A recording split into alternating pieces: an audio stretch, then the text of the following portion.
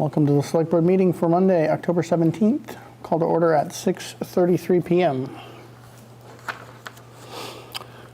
First and of many orders of business, reading of the no smoking policy. Second reading, review of the no smoking policy. Any discussion? Yeah, give me 1 second. No, I have none. Okay. Brian, thank you for the sentence in red. Does that accomplish what you were It looking did. for? It did, absolutely, completely. Perfect, thank you. Nope, I don't have anything on that one. Did we talk about something, trying to put something around the disclaimer on private property that is within 50 feet? Does not apply kind of thing? I know we've had that conversation about like Yes. political lobbying within 50 feet of town hall, for example, but if it's your private property, you can't restrict and, you know, that whole Right. thing. I can try to clarify that we're only referring to Public, town-owned property. town or public Right. properties. Would Yeah, that that's accomplish probably it? all I think that needed, yeah. Okay. Maybe just in that same line, right? Okay. 50 feet of the entrance of any town-owned public building on public property, Correct. town or public property. Yep. And that's the only thing I had. Okay. I don't know what happened with the fonts this week. A few of them are like Yeah, all over they're- the map. I don't know if They got a that's little crazy with the fonts this in week. Adobe or if the originals are that way, but like All the the W's W's. are boxes. Is it all the W's? Yeah. That would be, Adobe's fault? my computer has to restart again. I would assume it's the conversion with Adobe. Yeah, just converting it to the As long as PDF. that's all it It is. looked fine in Word. Yeah. Okay. I assumed it was a. I was thinking, but wanted to make sure. My computer success rate lately is not great.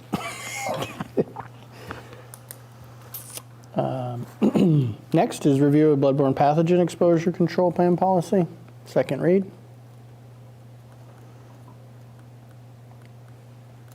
Brian, you had HSP with no number. Are you still trying to figure out what category to put these in or what numerical value to give to them for? Yes. I know with the personnel-related administrative policies, we were leaving space for future policies to be added.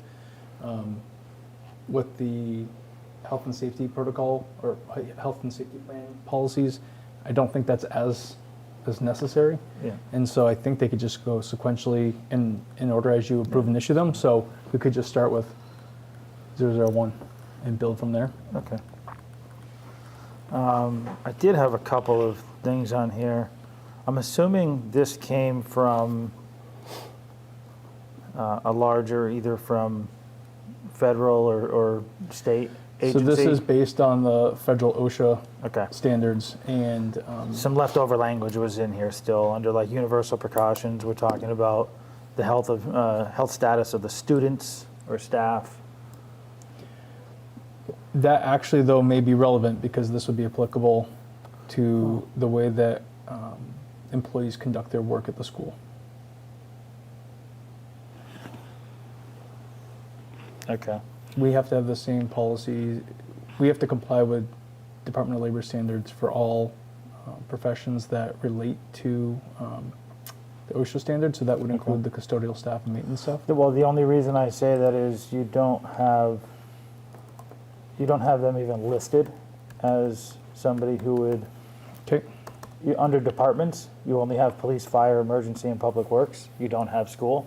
So let me follow up with our school team on About that piece. how to add them in. Yep. And I assumed that there was going to be some overlap on that, but I also know they have their own policies as well. So the OSHA policies were not in effect prior to 2019. Right. And so we've been working on this in the school as part of our safety committee, where we're working to implement the OSHA requirements. Okay. Down further. You know, having the, it talks about all the various under work practices, section 7, talk about accident events, CPR. It specifically calls out cleaning VC's vomit in jail cells.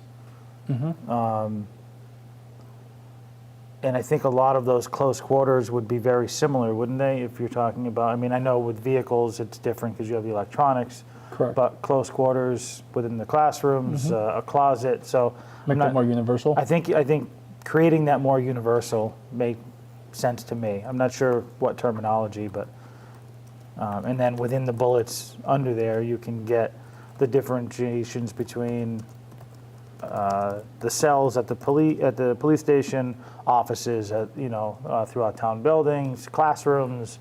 There might be different protocols within, but in general, they're very similar. Okay. I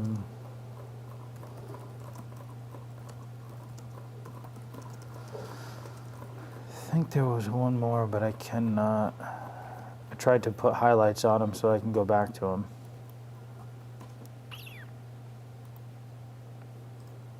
Oh,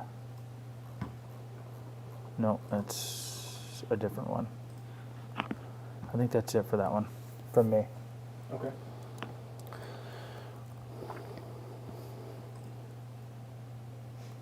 So I after reviewing the policy, I had some questions. Okay. The first being how extensive an incident can be and the amount of training required for staff. And you had listed for staff as police, fire, highway department, and I assume highway department covers all of our maintenance people. Correct. Who are inside cleaning buildings and such. I believe you said the training would be annually, that they would have to be certified every year. So that's a huge cost to bring everybody together to do that on a yearly basis. One suggestion is is it possible to train the trainer? Train someone within our agency, Erving, preferably someone who's doing that job to begin with. And it brought to mind Rebecca Walsh, who has taken on more responsibilities, and who might be a person who could assist or may be part of that process of including a large amount of equipment which we don't have a cost breakdown on at this point, and I didn't expect that you would, but there is a lot of stuff that will be required to be purchased. And then, my first inclination is that Rebecca could fill in and assist in some of that, taking the burden off of you to do that and taking the burden off of department heads to do that. So a few not solid decisional pieces yet, but things that we've talked about with the safety committee. Yeah. So you're correct that the departments who have predominantly weighed in on this policy include police, fire, and public works, specifically highway and maintenance, because they oversee our buildings and are some of the areas that will come into contact with bloodborne pathogen exposures. The training that you all have been adding to the building maintenance staff specifically, and we're trying to expand that further, has included bloodborne pathogen training. It's an online training, so it's a little more generic in terms of the OSHA policies. What we were talking about for our annual training is to go further with an annual sort of reminder for our own in-house practices and policies. Right. There's some equipment, and I know that there's a few tables within the policy that outline the types of equipments that are required when interacting in those scenarios. Some of the equipment's already within the bags that the police and fire have access to. And so some of it was just having conversations about making sure we have additional supplies sort of in the ready in case we have an exposure, we need to refill those supplies. And I know that the department heads have already worked with Chief Wonka to acquire some of that equipment. There is some additional equipment that we don't have. For instance, if we were to have an incident and we had soiled linens or clothing or things of that nature, we do not have a dedicated washing machine or drying equipment specifically to handle this type of an exposure, to clean those items. And so there has been a conversation about separating that out. The only dryers that we have right now are what the fire department uses, which is not appropriate for this, or what the wastewater department uses when they have an exposure, and that's a different type of exposure. So we have had some conversation about separating, the wastewater one, could handle that, but we should separate the other cleaning products away from that. Right now, that would be our only option. So, Okay. so there was a conversation about maybe needing to buy some equipment like that, and where would that appropriately be housed? So there's things like that we have to work on. In terms of train the trainer, I think as we develop our own program, I think it would be helpful to have somebody with more expertise come in and work with our department heads and maybe Rebecca to build that program out. And there's other policies coming. So as we build out our OSHA program, to add that capacity, I think that makes a lot of sense. But we wanted to make sure that we weren't just focusing on generic OSHA policies. We really Right. wanted to make sure that we were, how do we do it here in Erving? Okay. Make sure we're complying, but Right. what does it look like when something happens in the fire department or something happens at the senior center? How do we comply? Right. So does that help give context? It does. Okay. My last question is when is the incidence / exposure too large for current staffing to handle? Absolutely. And should we, as part of this policy, look at who would that be? Do we we do- contract ahead of time for that? We do have vendors. I think there's 2 different vendors the town has typically worked with when there's been a scenario that is much larger than we should be involved with. Usually, I believe it's in the jail cells or the holding cells that we've had to do remediation work. But if you think it would be more appropriate to be more explicit in the policy about what triggers that activation of that type of vendor, we could definitely do that. I think it would be helpful Okay. for us as well, for the select board as well as other members of the community to understand the steps and procedures that Okay. gets us from the basic to the extreme. Okay. I will follow up with the department heads, and we'll put some language in the policy that addresses their current practice of activating the vendors for that. Okay. That's all I have. Just to follow up to what Bill was talking about with training, under section 14 with training, you have a bunch of bullet points there. Do you have an idea of how long? Is that an 8-hour training? Is that an annual, 24-hour training? I think we believed it would be a portion of a day. A portion of a day. Okay, Correct. so 8 or less. Like okay. a 4 to 6 or something? Correct. To be able to incorporate all of Yep. those bullet points. Okay. Yep. That's attainable. Certain departments are good about building in regular training. Yep. In other departments, it's always been training as available, which isn't probably the way we want to approach OSHA trainings. So we are trying to set the policy up in a way that will develop a culture of ensuring that there's some periodicity that we're trying to meet and a certain minimum standard for the training. That could evolve over time, and maybe there'll be recommendations from the department heads that maybe there's some more specialized training for certain staff members. But at this time, I think we're just thinking an annual, at least a portion of the day. Okay. Yeah. Yeah, I just didn't know with all the different components, and if you go to do a CPR recertification, it's 4 hours. If you Right. do it for first responder, that's another 6 hours on the books. Correct. So I didn't know if these had times associated with them, but if you feel it can all be done within one day, that's manageable. That's our current belief. Okay. But again, I think as you try anything for the first time, we're going to have to go through that learning process, Yeah. get the feedback back from the staff of what would improve and enhance that training. And if it's something beyond what we're currently anticipating, we'll be sure to come back to the 3 of you. Sounds good. Thank you. Section 13, I just, second page, under the address for Bay State Franklin Yep. as police and fire, and then public works, but you don't have EMS in that list. And they would have to probably fill out the IOD, right? So I think we had an intentional conversation about that. Right now, the only EMTs we have are under the fire department, and our EMS services are contracted out. So we can include them if you want. We weren't sure if that would fall under the individual towns that they technically work for. Then that'll end my other question, depending on your answer, Okay. which is right in the beginning. Let me scroll back up there. When we have the table of who Yeah. and what, then your fire department needs to carry almost everything in the EMS. Right. If you're going to consider the first responders in the fire department and the EMTs to be under fire, then they need to have every one of the situations except, I think, cleaning the ambulance Right. and handling, well, even handling syringes that could happen. So Right. they need every one of those tasks that exist under EMS except potentially Right. the And then just pull ambulance. EMS out. Well, you can leave EMS in if you want just as a carry Yeah. to have it, but Yeah. then it's not. Okay.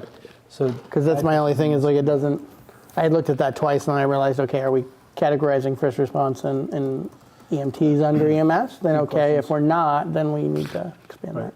Great questions. Okay. We will make those revisions.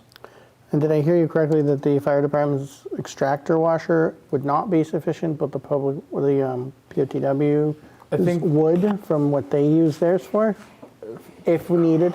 Correct. So, so if I'm backing if I remember correctly, and I'm sure if the department heads are watching me and I'm screwing this up, somebody will. It sounds right to me, but I just want to make sure. Yes, I misspoke the first time I said it. So the extractor at the fire stations is truly meant for the turnout gear. It's not meant for, Right. for this type of clothing or linens and materials like that.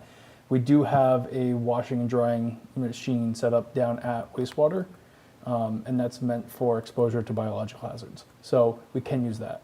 Okay. What we don't have is something that is more dedicated for just general purpose cleaning of things like this or something like that town-wide. So you wouldn't want to be putting materials meant for something else in a machine that was used to clean biological hazard materials. So, But we don't have the overlap right now, so right. So the Okay. question was just raised as we are formalizing these things and we're identifying what equipment we need to do this correctly, both disposable equipment and then stuff that will be cleaned and sanitized.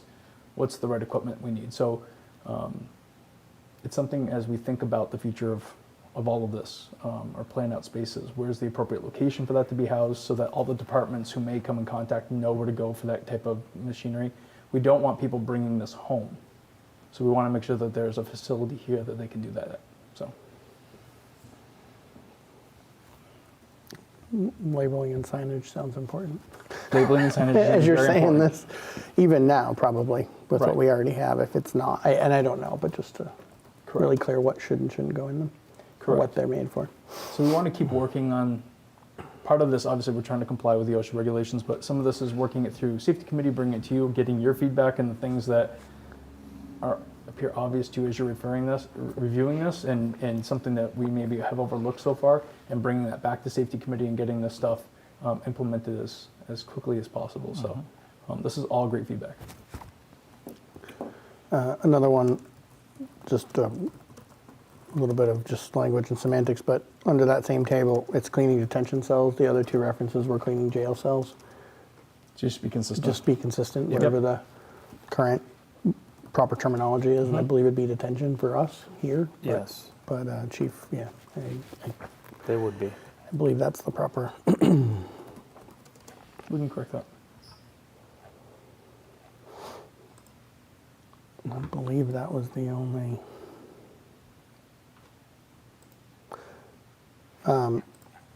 The discussion right before that around EMS versus fire, I do think probably a second run through for probably someone from fire to look at where the EMS sections are not repeated in fire if we're not going to combine them, Okay. and ensure that we have the right things in there, because there's sections in here that are just EMS that probably apply to EMTs and or first responders potentially, so should be reviewed, I think, for the different types of work practices and activities that specify a department. They may overlap. I will send that back to the chief.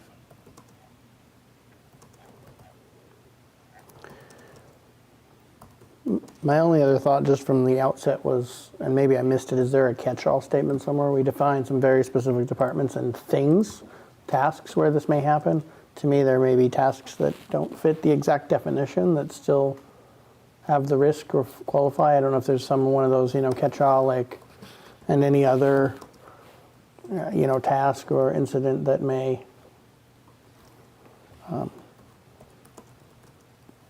have exposure potential to bloodborne pathogens, or and any other town department who may find themselves involved in said situations, right? I mean, because the formal training is very specific to the group that we expect and know Right. may have a likelihood, but I don't know if there's some level of familiarity for everyone, just if you do, Well, that's a and good or at question. least that the tasks.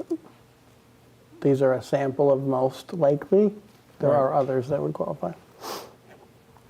You're never going to catch them all, right? Right, This is right, kind of my right, thing, right? You're never going to define every single possible right. situation. No, the way I was just reading the same things under work practices, and a lot of these, there's overlap. So if there's a way to say, in general, the practices are all of these, list that first, and then maybe some outliers under specific events that Okay. have some additional different work practices that are specific to a specific spill or incident. But in general, the regulation should call for certain universal precautions. The use of gloves and eyewear and masks and all of those items that, regardless of what incident you're showing up to, you're using those. Okay. And that way it can shorten it up and say, here's, for any incident of Right. any type, you can use these. In addition to that, here are some specifics that, fall outside of that you would Right. also want to use.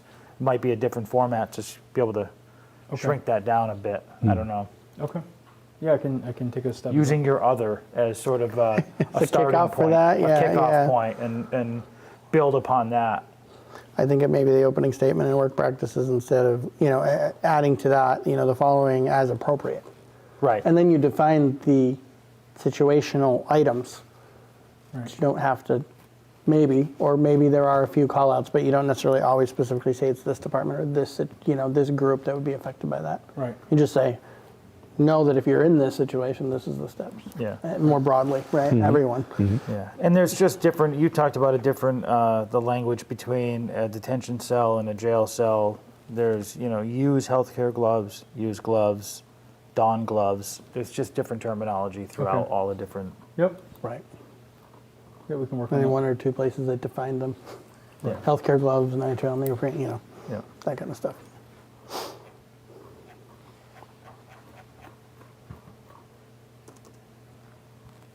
I'm sure that's plenty. Anything else that you guys saw? We can save it for a third read. Yeah, this may go more than three. Yeah, it might go. It might go fourth I- read. It might go depending fourth on I feel That's what a we lot, that see. yeah. this subject is probably more than 3. Yeah, it's And that's pretty- fine. it's We can pretty carry it for another one if we need involved. to. Absolutely. Excellent. Thank you all for that. Thank you.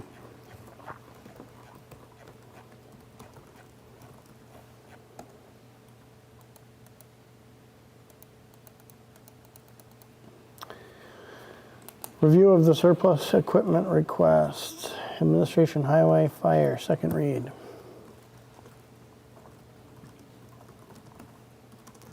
I think in principle, none of us had any concerns about any of the items. It was a matter of how do we offer them, and That was the truck and bed, or? well, truck this and- one is the tables and chairs and plastic Oh, chairs yeah, and air yeah, conditioners. okay.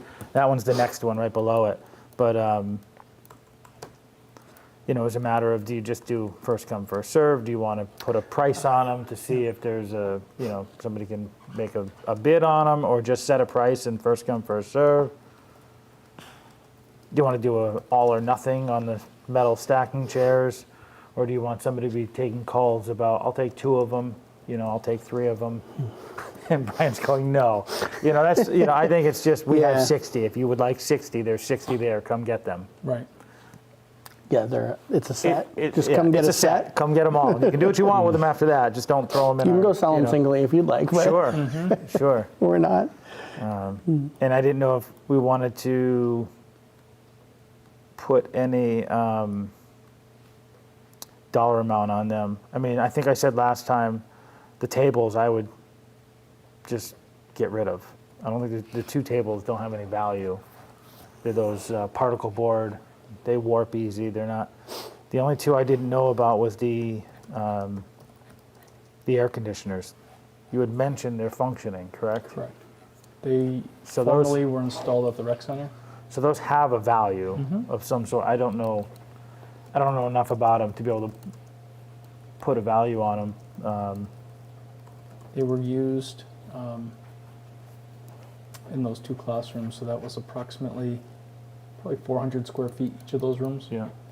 So an air conditioner with the capacity to cool a room of that size.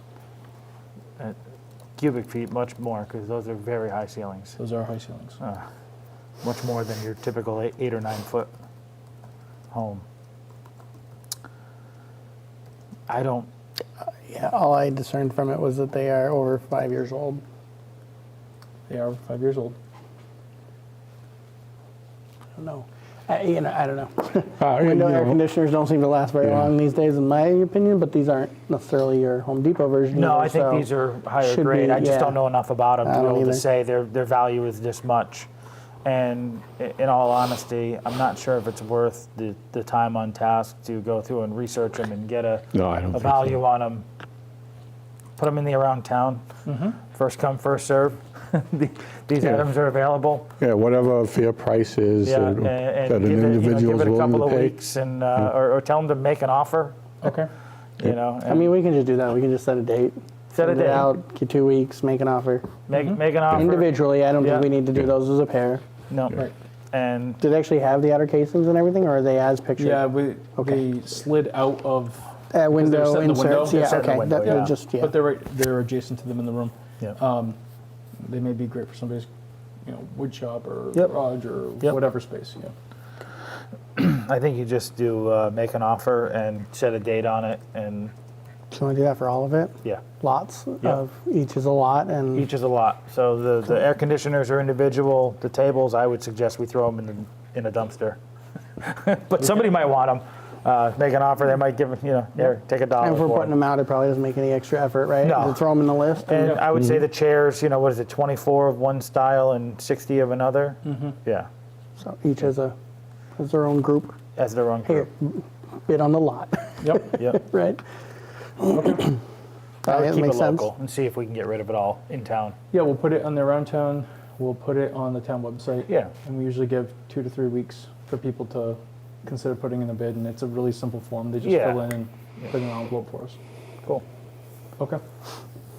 We do the one same more thing for a mower. We've done it for lots of Yeah. other things, right? Yeah. Yeah.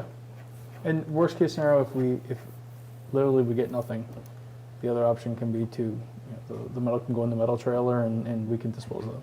Yeah. But we do think they have some useful life, so it made sense to make them available first. Yep. So third Had read we next week? considered any surrounding neighbors' interest?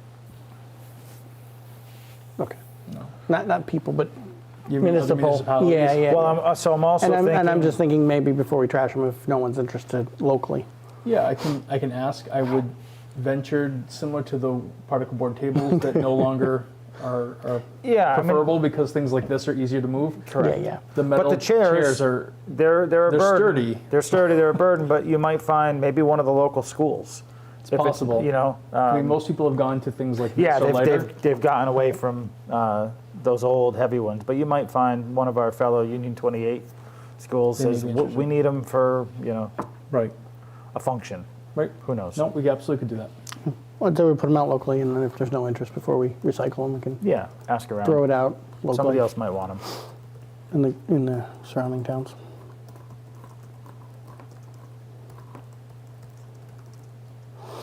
And then we have the 2010 F550. I think on that one, that's what I was thinking you were Yeah. talking about. That one we were talking about whether to combine it with the dump body. or the body? Or just to do them separately?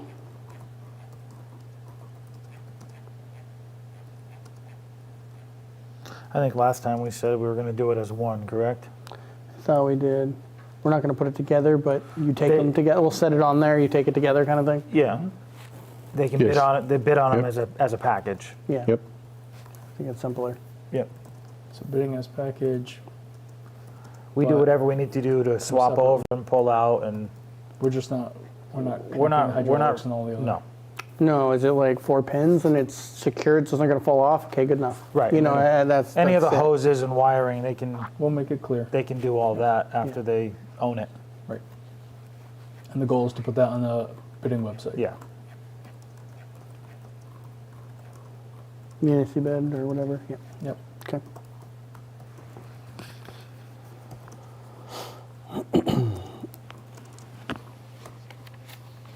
So revisit next meeting. Yes. Do you think it's safe to Yes. start preparing those advertisements? Your next meeting technically is planned for the 31st, so they could go live November 1st. Yeah. Okay. Yeah. I'd have them ready. Yeah. So I'll work Yeah. with you around town because I know they're assembling that now. Yep. Okay. For the November edition. Correct. Yeah, I don't think there's anything that would change what we're doing. We're just No. carrying Okay. it.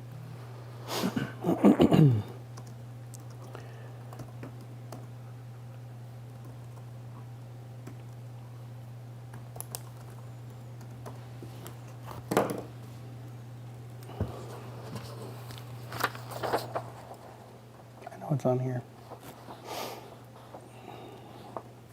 I think you're looking at 18. Is that what I'm looking for? Mm-hmm. Thank you. Because I'm looking at the fine print going, where is it? Maybe I should put my glasses on. We'll skip down to 18. Review the proposed activities coordinator position description. Ah, yes. Director Butters, would you like to come join us, please? I don't want to keep you here all night while we talk through dozens of policies Yeah. and first reads and Yeah. lengthy documents.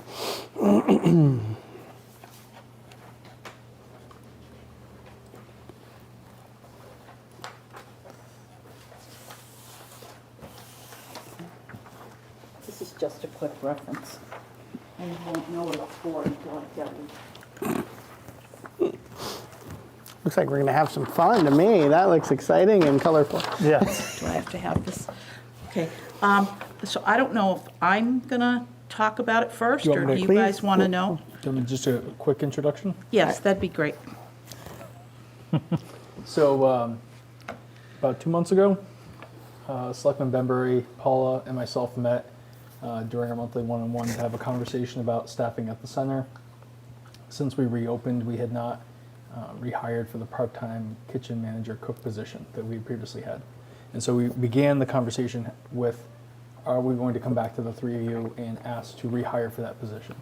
And as we discussed it more and more, it really we came to the realization, and obviously the two of you can correct me if I'm misspeaking, that the center was becoming more active since reopening after COVID, and the management of all of the activities happening in the building is solely relying on Paula to be present every single day. There is no secondary. So if Paula's out, Paula has a regional meeting, Paula needs to go to training, any of those things, there's nobody here to keep the center operating. So our conversation transitioned to, does it make sense to really focus on the meal program at this time? Or instead, does it make more sense to really focus on putting some resiliency in the activities and the function of the center that we currently enjoy? And so our conversation switched to that. Activities coordinator positions are very common in Council on Aging, senior center departments. And so Paula did some research on some peers, and the draft that we've provided you is a proposal of a 19-hour-a-week position that would be designed to focus on supporting Paula in helping oversee the activities and the planning for the center. Perfect.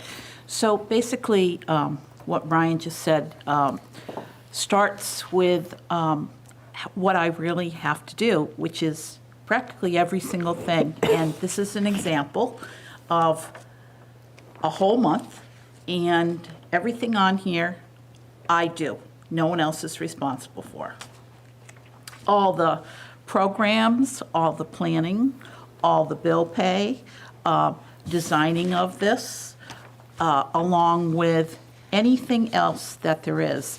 COVID clinic, thank you to Triad, doing Shine, any single thing that I design the program, you give me input, I'll design it for you, and then we put it out. The other thing is we are still trying to do a food program. Like, for example, in September, we did a lunch for everyone with a game, and we had 40 people that came. That's averaging when we do have a lunch. I am working with other places to try to establish something so that we can combine. Maybe they'll give me some kind of donations and we'll do something, but it's me. And I am responsible for every single thing that you see. All that, all the appointments, the phone calls, and it just got to a point where I said, wow, how am I going to continue this as we continue to get bigger? And I don't know if you've noticed, but we have, now that we have the My Senior Center, I can average 20, 25 people per program. And I now can justify that because I have proof that it's happening. All these people have issues or problems or concerns. Where does it go to? Me. So I'm also planning to do a holiday bazaar, okay? The bazaar is me. It's managing the people, getting everybody here, putting together the tables, and so forth. So when I talked to Shelburne Falls was a perfect example. They have a coordinator, an activities coordinator, that actually created a volunteer group, and that's what really made me think about it. Majority of senior centers have some sort of volunteer group, but it's not reliable if it's not planned. So what happens is that our group, this person that would come in, would be actually giving an application to people that want to volunteer. The application is already designed, I designed it, and it all says, what would you want to do? How many days would you want to work? So forth and so on. And this person that would come in would be in charge of that volunteer group so that we could have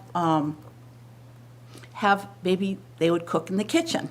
And maybe as long as we had a safe serve person, we could maybe serve a lunch 1 or 2 days a month. And we would have a volunteer group. That's what Shelburne Falls does. That's what Berniston does.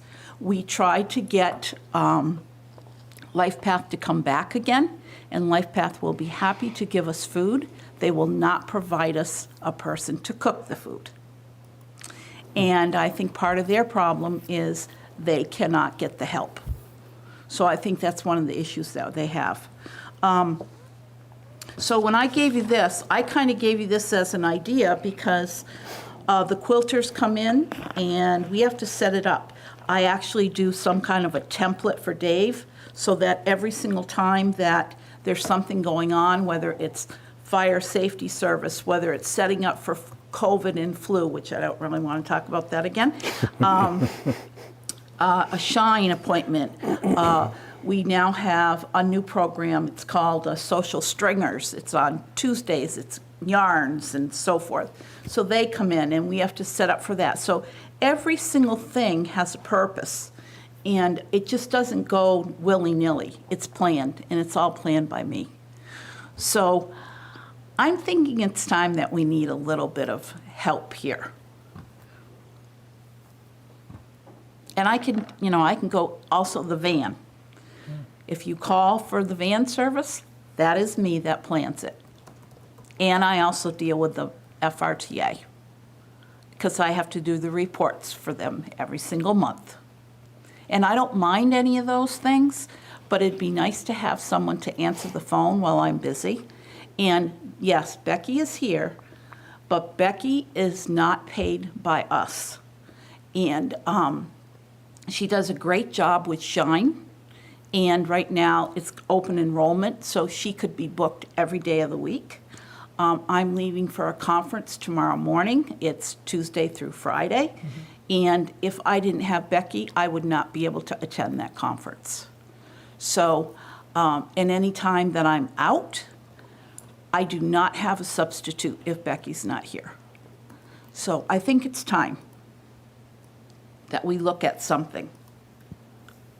And also, I'm 65, and I'd be thinking someday of retiring, and I would love for this person to have some kind of, who knows, it could be moving up the ladder or so forth. So I'm not going for a little while, so. Trying to think of some good quip about you're just going to be here anyway, so it'd be fine. But But you know, there's a lot of things that we deal with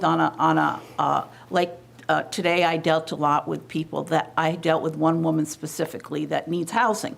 Okay, so I had to make a lot of phone calls for housing. We have people that have hoarding issues. They call us. What do? We have people with Alzheimer's. What kind of programs do you have? I want to expand all those programs. I want to be able to have an Alzheimer's group here, maybe once a month, so that they can, you guys got to start asking me some questions. you can stop talking. We'll No, we'll go from there. chime We in. don't have to keep filling it. We have I questions, can I'm tell you sure. all the I know you stuff. can go on for a long time, so. I can. But I don't want to make you do that tonight. No. So all I was going to say is, you're probably, I give you plenty of the floor, but you've I been part of attended the this, so- meeting, so we had this discussion already. And clearly, one person can't do all of these things. And do 'em well. And do them well. And you've done it for a long time, but it really is time for an assistant, if you will, who can take some of the load away and handle some of these issues and concerns that the public is looking for. So And I'm we totally in are- favor of an activities coordinator. So. Thank you. We are really the only senior center that does not have anything like this. We are the only one. what I was going to say was just across the street, we have the staffing plan that allows for people to be off-site in meetings, doing things that requires their time outside of the office or outside of the activities that are happening, and you don't lose function. We don't have it here. We need to have it here. It's very simple. I don't have any concerns with implementing a position, an activities coordinator. I just have some questions on the language of the job description. Sure. But in principle, I have no problem with, standing behind it and moving forward with it. Okay, So. that's great. You guys have always supported me in the past, so I'm thinking you'll do it again. Okay? I feel like some commercial disclaimer. Past performance is not indicative of future results. That's right. Well, I'm sure I- that you all heard, what we did for the COVID. You got my email today about the Yes. letter. But honestly, that was really what I knew we really needed help when we were actually, not the day of, but when we were actually doing all the COVID vaccines, when it said, please call and make an appointment, and our phone rang off the hook. We actually booked 150 appointments ourselves. And it was me on most of the days, and Becky did one day. So that was unbelievable because we could not get anything else done. And then what happened after that was something that you guys all Yep. are very clear of. Yeah, no, I agree with both of you, and I think, that's not Becky's role. It's great that she Correct. does it. It's great that she helps support us in the center in ways beyond what her role really is. And, I know I was the one who kind of probably led that of, it can't be open if you're not here, or at least if you and Becky are not here. And so that's not to say I'm okay with the gap that leaves. Just we have to be Right. thoughtful about how we solve that, and I think this is a good Right. good solution. Yeah.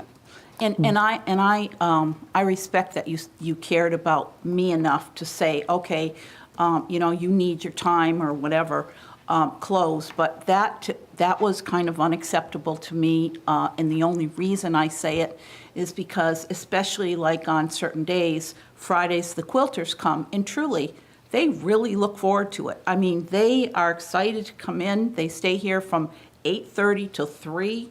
I provide them with a dessert, all kinds of special things that we do, but they are excited, and I just hate to take that away. We have the people that rehearse here on Friday, and then we have 4 pool players that just can't wait to get in here on Friday, so I hate taking any days away from anybody.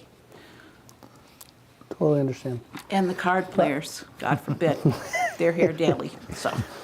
What about just budget-wise? I mean, it's not graded yet, and I get that, but we had some budget, right, for the Yes, cook we did. position that has not been backfilled.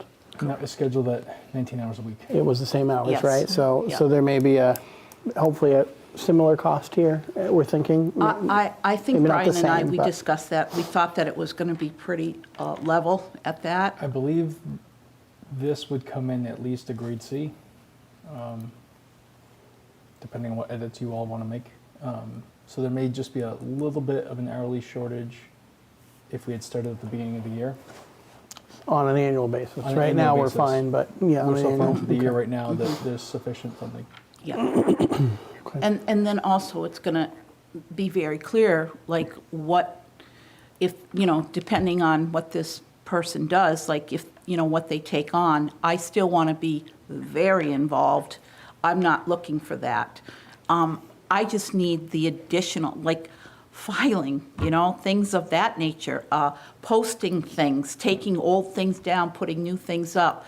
I'm really relying on this person to really kind of master the My Senior Center. I haven't gotten that far yet. I'll be taking the class this week. But they will be doing the website, updating the website, doing the Facebook, something of that nature. And that's one thing that's really important to me, because things that are on the website are not up to date. And to me, that doesn't look good. So I want to look really good at all times. That's important. So you're gonna ask this person to be responsible to do a lot of things. Little bit. When I little say bit. that, Bill, I'm going to probably still continue to do the calendar with no question, but I can very easily say, okay, everything that I circled, if you can want to make sure that goes on the website. I'll try to make it as simple as possible, but I'm hoping to also get feedback, ideas. What else can we do here? What other thoughts do you have? If my plate is full, I don't progress, and we don't do things. We don't do more things. So I don't want that. I want to keep on going and have more things, maybe afternoon programs. But all of it takes, what people don't realize, it's easy to have a program, but if you're closed or something happens, someone now has to contact all those people and tell them not to come in. There's all kinds of repercussions when something doesn't happen, So it's not as simple as just saying, oh, show up. There's a lot involved. Is the space ready? Did you plan it? What time are they going to be here? Do you have enough? Is this going to, what else does this involve? So a lot of it's a lot of planning, and that's kind of what it is. It's the activities coordinator.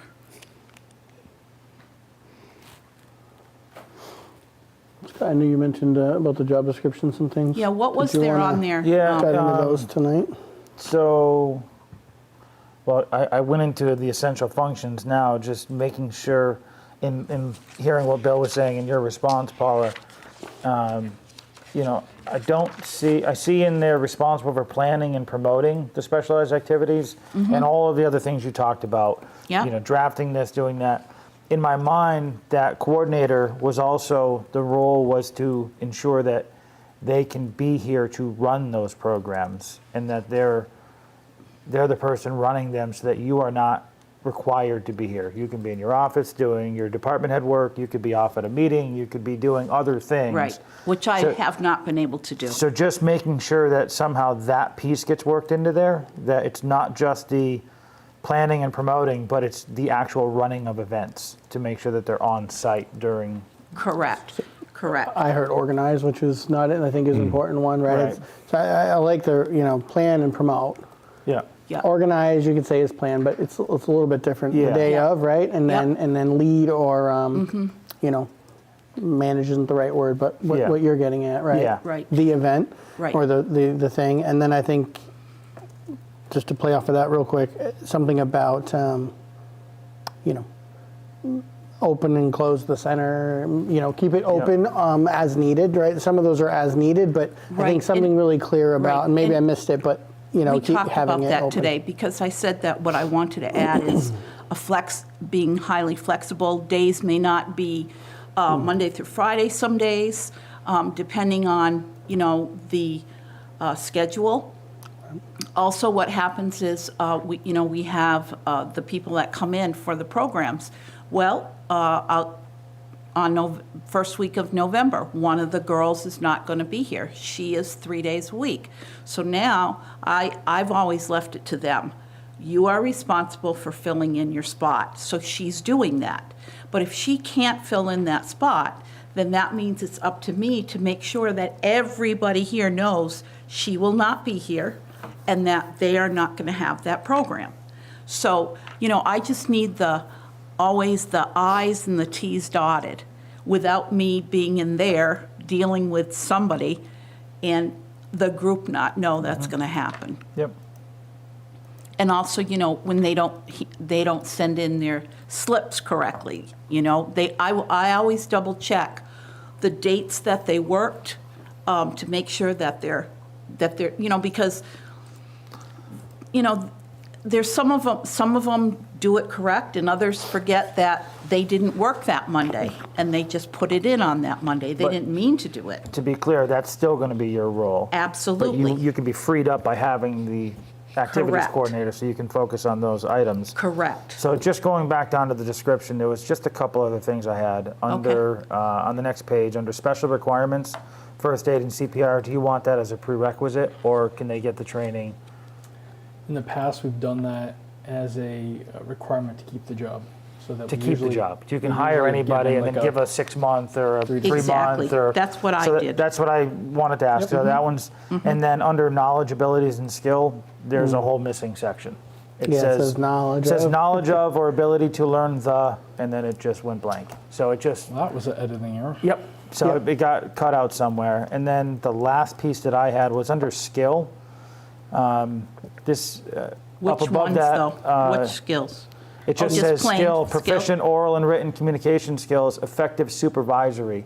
And so up above it said this is not a supervisory position. So I want So to be very supervisory is probably not the right word. right. And this Yeah. is sort of leadership ability to lead Coordinate. interns Yeah, we could and just direct keep programming. We could keep using the word coordinate. I think specifically so, we were too. trying to convey the management of the volunteer program, Right. or I'm thinking of the fitness instructors that will come Yeah. in and they'll Yeah. conduct their normal program. So this person's not going in and teaching the instruction of the class, but they're making sure that the vendor that Paula has secured is Right. performing the program as Paula has instructed. I just want to make Maybe sure it's that oversee, yeah. effectively Yeah. oversee I think projects that's- and yeah. vendors and things like I that. just using the word supervisory under a takes skill. it to a different level. Yeah, that would be a grade D or higher. Yep. And the budgetary management one was the other one I saw too. The next that? one says budgetary management on the next line. Correct. Again, the management and supervisory, those terms, I get that, but the budget management is your role. I was going to right? say I don't want another one of mine So- is I think you're. Is there a way to convey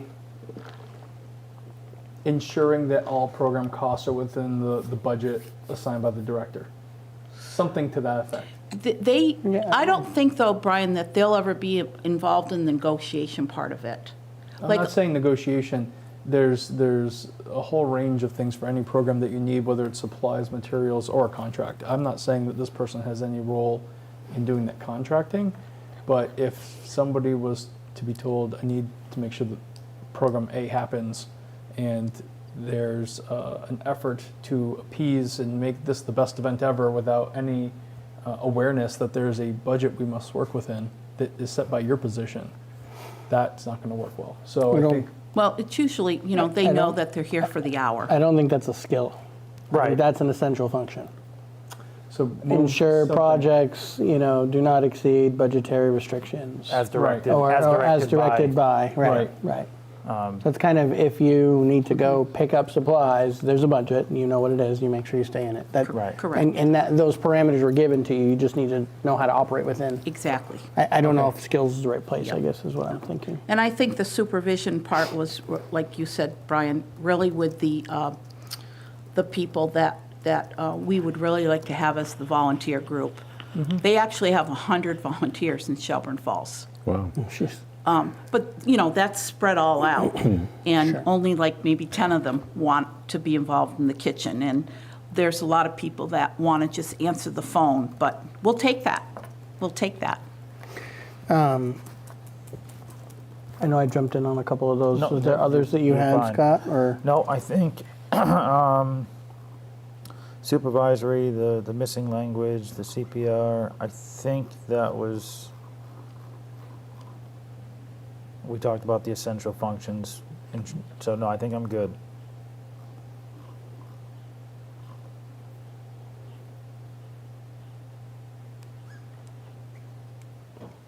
Bill, did you have anything in the job description No, that we didn't cover?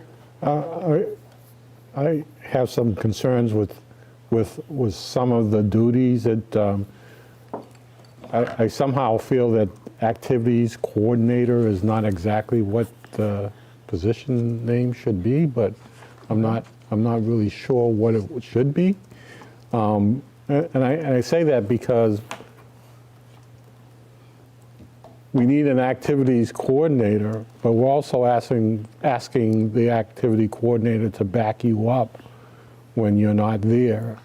That's more than just being an activities coordinator. I think though, Bill, when they say not here, okay, I think they would act no different than what Becky does. Right. Take the phone calls, write down what it's about, and they don't act on it. Right. They give it to me, they say, I will not be back until so-and-so. Right. So they're really not responsible for any of that. It's just make sure that if something happens, they know who to call. Right. Make sure that if so-and-so, that Dave sets up the program because it's part of the activity. But as far as anything else, they really wouldn't be acting on it,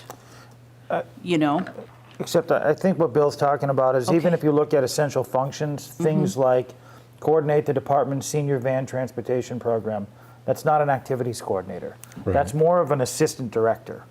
So there's things in here that seem to, Bill, is that sort of, Yes, there's yeah. a higher There's a- level of yeah. expectation with some of these essential functions sort of lean towards an assistant director as opposed to an activities. When I hear activities coordinator, I want somebody to be able to say this calendar and say, these are the 82 programs that are happening in this 30-day period, and we have a coordinator that will ensure that those are happening on time, that they are staffed appropriately with volunteers, interns, and coordinators and other people, that they were given a budget if there's supplies needed to be here on time, that they're set up ahead of time if that's needed. They promote them and they run them. Yep. That's the activities coordinator. Okay. I think we threw the van in there because the reason we did that is because there is a board out there in my office that basically gets rewritten for any phone call that comes in for the van, which has been very few. So that part is just, person that needs to be a little, it's like taking the phone call. Johnny needs to go to the doctor's on Wednesday. You can't say, I don't know anything about it. So they would go in and say, yep, there is an opening on Wednesday. Now, as far as them being responsible for it, no, I'm the one that still does everything with the van. But I still need someone that's knowledgeable when they answer that phone, or is the person that kind of fills in for me. If I'm gone for a week, you can't say to the person, nope, you can't have a van ride this week because I don't know how to do it. So, but it's not anywhere in the director's level at all. So I think an assistant isn't. Okay. I think the challenge is you're talking about what I think of as administrative functions. Someone who's managing, administrative functions, answering the phone, able to respond to basic inquiries, open and close the building, right? That can be administrative. And to say that's an activity coordinator, you could say they're coordinating the function of the building, but that's not activities. Coordinating transit, but that's not activities, right? So I think that's where I'm that's my hearing concern. both of you, like there's some mismatch with the essential The functions. title. Even if you change the van a little bit, it's still not activities. Okay. You can say the van is an activity, but it doesn't fit what They're administrative. the normal premise Okay. of an activity is And- going to be. It's this calendar. And It's so- not these Okay. more administrative pieces. And it's not to say it needs to be managerial or supervisory. It's to say it's Maybe just a maybe a different title kind of- or a mixture of or Okay. something Yeah. like that. And so I was understand. wondering if there's some mixture of, Both. calling it Administrative? activities coordinator and assistant, or Administrative assistant or administrative something, assistant yeah. slash Coordinator? activities coordinator. If you can do, it gives it a hybrid Right, because right. those duties do change. And They do. at least it's transparent and it's clear that they're not just coming in to run the programs. They may have to answer some phone calls. Maybe Yeah. you're running the program that day and they're Correct. fielding phone calls. And so there's some interchange there. You ultimately have the control over the entire department and directing it, but you have somebody that can sort of flow in and out. Correct. They have a primary role, which is the activities, but they have a secondary role, which is helping with some in-house Yeah, administrative I think that's tasks. very fair. And that might set it out clear, and then maybe under essential functions, we can really parse that out and have what are the essential functions that would fall under the activities coordinator, and what are the essential functions that fall under, and just group them a little bit closer Yep. under administrative. You don't have to call them out differently, but But you just chronologically, section when them, you just section them, so when you're looking at it, primary role is activities coordinator, secondary role is to help out as needed in administrative functions. Right, right. I agree. So it's just a little more. It's not a primary role. It is a secondary role. And you can kind of even include that by like all of the administrative ones are just like assist with van scheduling. Correct. Assist with opening Yes. and closing of center as needed, or maintaining open hours, or those things. Yeah. But I think your flexibility exactly. comment is And I important, think that, whoever this person is, they'll find that once they know a lot, it's so much easier. I would hate to have this person come in and not know how to do this and not know how to do that. And I'm talking like the van or a phone call that comes in and says, oh, I need to do this. They would come to me for that information. But if I wasn't here, maybe they could at least answer it in a reasonable fashion instead of like, I don't know. And it's never, even when I'm gone, I just get the notes, so. The kitchen line item that we had, was that a grade B? It was.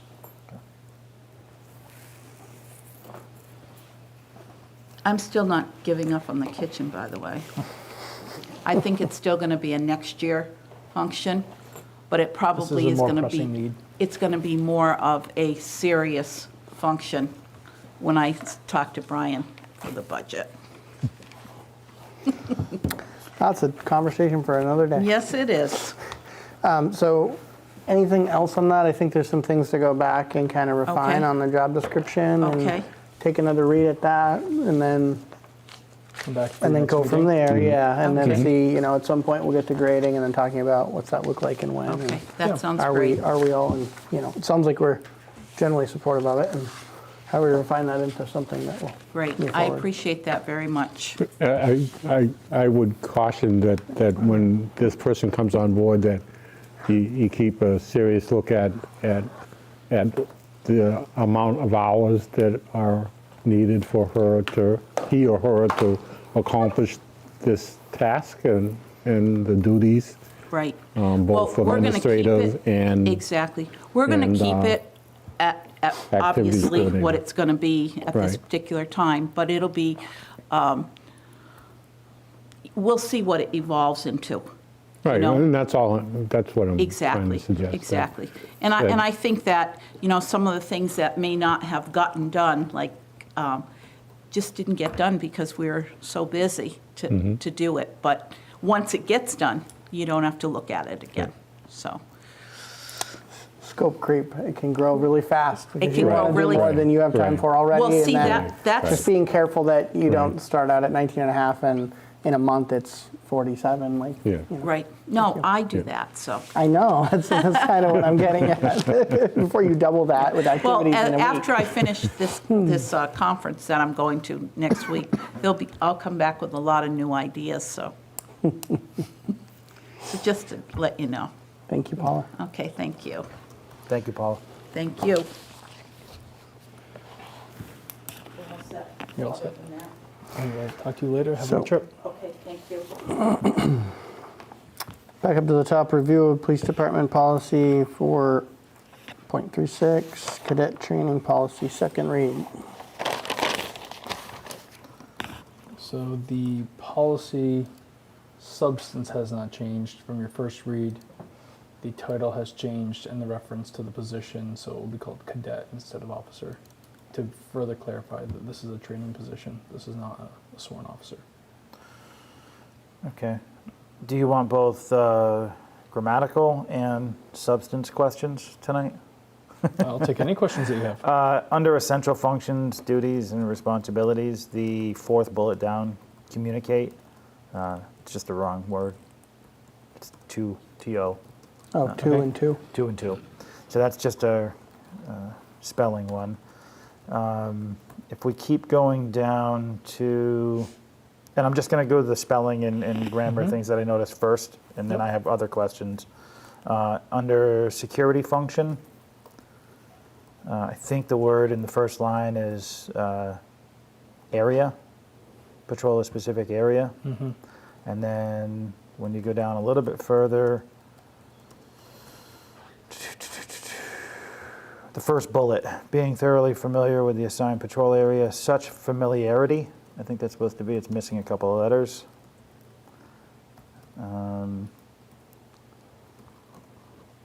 Below that, the second to last bullet, where it says notify dispatch or on-duty officer when a situation is brought to the CSO's attention while in the course of the duties. I think there should be another bullet. You should split that one. Render first aid when qualified to person who are seriously ill or injured. It seems like there was a lot lumped into that one bullet. Okay. And then my last piece is under qualifications. The third bullet down, ability to attend and successfully complete the Massachusetts Criminal Justice Training Academy. So my question is, and the chief's not here, so we can get an answer at some other time. It sounded like in our conversation last time that the intention is that this cadet will come on, they will train, they will go to the academy. At some point, they will train themselves out of this position and into a full-time officer. So Sworn, yeah. a sworn officer, as the 7th officer or the 6th if they have to be expedited into Correct. backfilling a position. But potentially into the 7th, waiting for a vacancy, becoming the 6th, and then we hire a new cadet. So the question I had was, what is our field training protocol? Okay. And is there a, because you look at some departments, they have FTOs. They have an officer that does the training, it's the field training. You've got to go on and effectively maneuver your way through 2 domestic violence calls, 3 motor vehicle accident reports. You have to be able to see observable qualifications that they've passed, that they're able to then say, you're good to go out on your own. You don't need me anymore. So, and it didn't put in here that the goal of taking on this role is to eventually become a sworn officer. That was not articulated in here. And I think if you're looking to get somebody who, there's a difference between somebody who wants to come in as purely a civilian position that's here as an assistant to the sworn officers, or somebody who is, they're basically coming on as they want to become a sworn officer. There's 2 different levels of roles. And I don't think that was clearly articulated throughout this policy, really. So what I can do is work with Chief Holst. Obviously, we'll make all the grammatical changes, and we can address clearly stating that goal Yeah. in the policy. Regarding the field training program, the department has one, and what I can ask is Chief Holst to come to your next meeting to discuss with you what that program looks like and how that would intertwine with this policy proposal.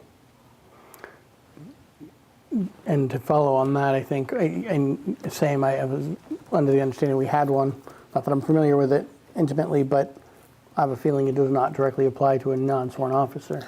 So do It's we the have a first cadet time. training policy Right, that's a right. modification of, I think, to what Right. you're getting at, and parse out the things that are appropriate as they're learning and potentially heading in that path versus what we would do if they were trained and coming on? Because we even do that with a trained, experienced officer in their Correct. time here. You're learning our department. Correct. And there's a difference between learning our department, our policies, our procedures, and our practices, Right. versus being able to show. And I want to take some of the new hires, and I don't want to pick on any one person, but we have an officer who came in with many years of experience. We're not making sure that FTO is not the same. We're not making sure somebody with 30 years of experience can show us that they know how to maneuver their way through a domestic violence call. So Properly there's performed. variances in what that FTO looks like based on experience. This FTO training module would be very different for somebody who just walked in off the street, graduated high school, 22 years old now, got some associate's degree behind their, and wants to become a police officer. It's completely different. And I don't know if our training module has that capacity. I will ask Chief Yeah, so- to speak to that. It may have it, and I haven't had a chance to reach out to him to ask him. So we don't have to reinvent the wheel, but the big part was we have in there that there is the qualifications that they're going to go to the academy. I think the understanding needs to be that when they complete that academy, they then become a sworn officer. I think if they meet all is other M- criteria, Is that the right name for it? I thought it was MPTC, not MCJTA. It is the Isn't the Massachusetts Police Training Academy or Yeah. something of that sort? I might have the acronym we wrong, can but make I that think we need to clean that up. But There is a training section though. I don't know if you, in there, and it talks about the fatal training and evaluation program very shortly. right. But yeah, it doesn't seem to align with what this is. Let me ask him to attend your next meeting. Yeah, or if that's something that needs development, then Or if he needs once more it's time, built, let you then know. let's talk about it. But I think the goals that you're articulating, the intention of what the program is designed to accomplish, is what the 3 of you discussed with the chief. Yeah, it's hoping that we can get a cadet that has no experience on board in a civilian role while we have opportunity and time to learn the inner workings of the department as time allows, get them to an academy, get them passed, do all the field trainings, they'll become a full sworn officer. They may be our 7th for however long they are our 7th person, and then that way if we do lose somebody through retirement, because that's the only time we're ever going to lose anybody is through retirement. No more attrition. Optimism right there. But that way we have our fallback to get to 6 again, which is where our minimum number is right now. Right. Okay. But that doesn't pan out in the Okay. policy of hiring this person on. So I just want to make sure that Yep. that's articulated. Other than that, I didn't really have any other major concerns with it. We'll need a couple more reads with it, I'm sure. Yep. I think the first two paragraphs for me are the same challenge I think that Scott's conveying. Just going back through those and thinking about them as this is a cadet to fully sworn training program. This is not a community officer as kind of the source starting point was, Okay. where that's the end goal. This Yeah. end goal is So when I different, read and those a lot of that paragraphs, I is got like the same shall thing. be. It's very, Yeah. very much separate. You are coming in as a civilian, non-sworn, non-union, like you're not this, but it nowhere in there says, but you will be. With the goal of becoming, Yeah. right? I think there's Right. that transition piece is missing, right? Yeah. Yeah. And it does definitely talk about, it gives me the sense there's different pieces that we bolted in now that make more sense, but you're going to come on and be a civilian indefinitely. Right. Understood. Okay. And that is not my take on the goal. No. My take on the goal is you come in and learn some of the basics, know you're still interested, have the aptitude, we find a slot in the academy. Hopefully Right. that's a year or less, and now you are able to begin full field training and become a sworn officer and, Right. and move in that direction. And I wouldn't want to see the civilian role endlessly, right? There should be a somewhat finite Yeah. period of time maybe defined even, Right. subject to training academy availability, but to me there should be a finite time that this is being brought in and Agreed. and paid at this, to do this. I think we need to obviously try to strike the balance that the three of you are looking for in this, but I think probably why it moved into the other direction and Chief was trying to articulate the change from your long-standing practice of hiring an officer with the goal of getting them through the academy, usually under a waiver, with these very tight timelines that you've been operating under for all these years.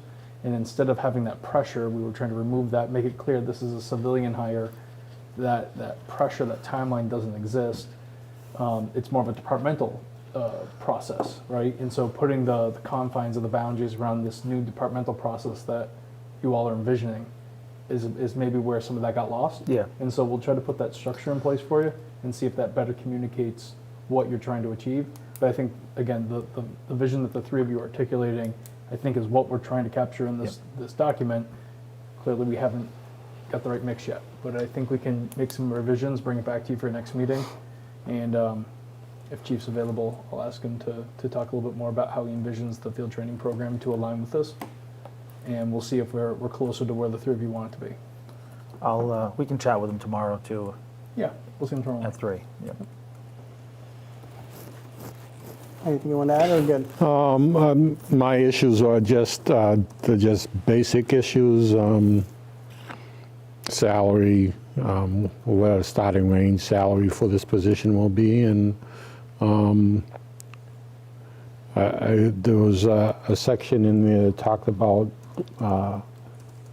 uniform police pants, but in a polo shirt, and I have some current concerns that we not confuse the two, or whether the person is a CSO or a cadet / police officer. So So the language is being clarified in the updated draft to just say cadet and remove Okay. any confusion with an officer. okay, But it sounds like, and we have not graded this position yet, Right. though I think we were hoping to use in the police personnel comp schedule. Yep. We have P1 Yeah. okay, that That was my we have thought. not Yeah. been purposing Yeah. right now. So I think Yeah. the goal was to do that, but we can have that conversation with the three of you. okay. And it sounds like you also have a question about the uniform that's envisioned. Yeah, I don't want the uniform to confuse people as to really what that position is and what that person's authority is. Okay. So I don't know that it necessarily has to be in the policy itself, but I think it's a discussion we need to assure that there's not any confusion. I know it talked about CSO on the polo shirt, And so we have CSO, community service officer, and then we have CSO clinician staff. And, Right. and those two can be confused quite So quickly. I think, we'll, again, it will just say Erving Police Department cadet or something of that Right, nature, right? right. But again, I'll ask Chief when he attends to talk to you about what he envisions the uniform to look like, Yep. so that the three of you can have that conversation with him. Okay. Yeah, and I think you already captured it probably, but just timeline to me, this is a year and a half. There's got to be some finite timeline to me. This doesn't.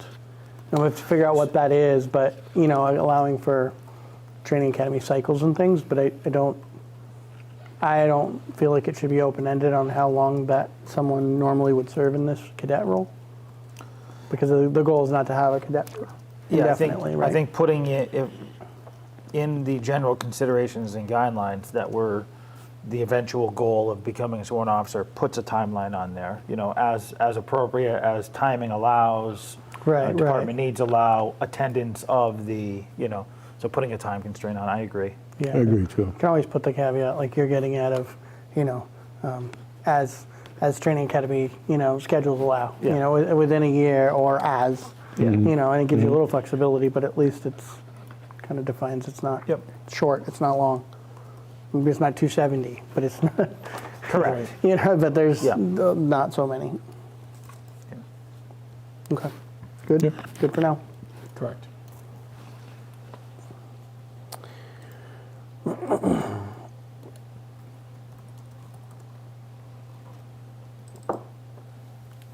Discussion regarding next steps regarding the IP mill. So Mariah couldn't be with us today. Would it be better to come back to it, or do you? I think it would Pass make over it? sense if we come back when she's available, and I assume she'll be available for your next meeting, but I'll double check. High level, in August 22nd, you all had your meeting with various boards and commissions and residents who were interested in the property, and we took some summary notes of what all the working groups thought or how they responded to some of the prompts and the information shared. So we have that summary. In the meantime, Mariah's been reaching out to Ty and Bond, who you've worked with in the past, to understand what proposals could look like to update some of those study numbers. That was one of the requests, or maybe related to a few of the requests from those working groups about trying to get current demolition costs and some other understanding of potential costs so that we can get better or updated information about how the three of you may choose to proceed. And so I know we just today received a proposal from Ty and Bond that I will send off to the three of you about what it would take for them to update some of the study materials. I mean, you have a pretty deep body of work that's already been done over the years. So it's more about taking that work, focusing on specific questions, and giving it current 2022 prices. So we do have that proposal for you all to take a look at your next meeting. And then she's done some other summary work after that larger community meeting that you had that we can present. So I think the goal of having this conversation is just to understand from the three of you where you would like us to focus our energies next. So Makes sense. Yep. We'll carry it. Discussion regarding the animal control and inspector of animal services. I know Chief and you have been doing a little bit of work. Post our last meeting, we had discussed some different options and talked about moving on a couple that were time sensitive. And afterward, Chief and I spoke as well with Brian about those that were not time sensitive and finding the best path, maybe economically as well as service-wise. correct. Do you have, are we ready to talk more about it I today? don't have or an not yet? agreement. We were hoping to just have a Sure. conversation. Chief's been exploring an option to maybe work with the town of Athol on their animal control. For many years, you all provided memorandum of understanding with the town of Evanston and at times with the city of Greenfield to back up with ACO coverage. So we are using our template to see if they can offer us a proposal to provide some backup services to us. So this would not be in place of our services, but similar to us providing backup services to Greenfield, could Athol provide us backup services for ACO? Seems like there may be an openness to doing that. So if we can get that proposal to you all for consideration, and if it meets what you want for secondary services, that may make sense. They cannot offer us animal inspector services. Those are two distinct positions. I know we currently have an employee doing both. The town of Orange has an animal inspector. That individual may be willing to provide us backup services in the current. And I believe that is a hourly rate that would be billed to the town of $50 an hour. So we'll have those two proposals for consideration as backups as we think about what as a town we want to do going forward.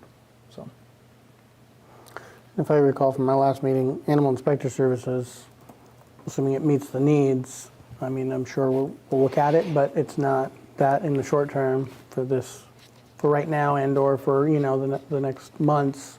We already authorized that spend right, to move forward. So if Correct. you and Chief are satisfied with that and it meets the need for the short term, then I think we just move forward. okay, On the ACO services, I think the maybe the substance of the post discussion was the amount of involvement required by the police department for the services the sheriff's department would provide for every call. The demand on the police department here was still substantial. And so at that point, the need is more just on the administrative side of specific certain cases and situations of ACO work. right, So can we get support for those at a per call or an as needed basis at a much less cost? right, And because the police officers are still being utilized. So, Right. so if they're going to do that, then they have an option to call in as needed on the situations that require additional correct, training, knowledge, you know, reporting, all of those things. And so that's where we paused on the sheriff's contract and we're looking at this. and it doesn't become a contract that would disincentivize you all from having this position going forward. So again, it's meant to be a backup as opposed to our primary service. Right. Right. So And we can have those conversations if needed down the road about what's the long term look like. correct. So that's kind of the update there. Okay. Good. We'll pass over meeting minutes. And then I'd move if you guys are open to taking a short recess, returning at 8:10. Second. All Second. those in favor? Aye. Aye. Aye. We'll see you again in about 10 minutes.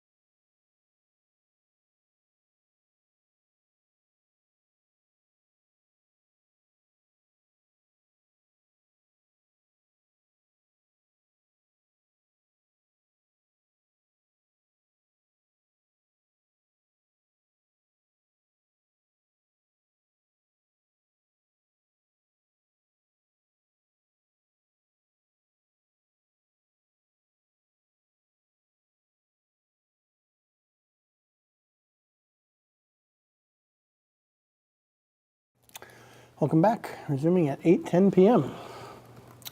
Next topic is discussion regarding opportunity to apply for a public art grant.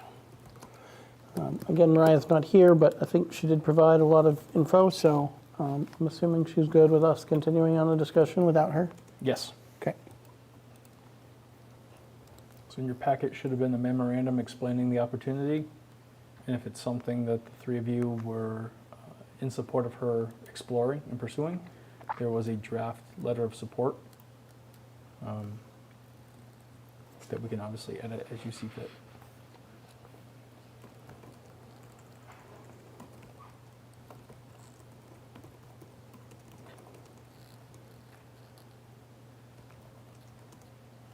One question I had was around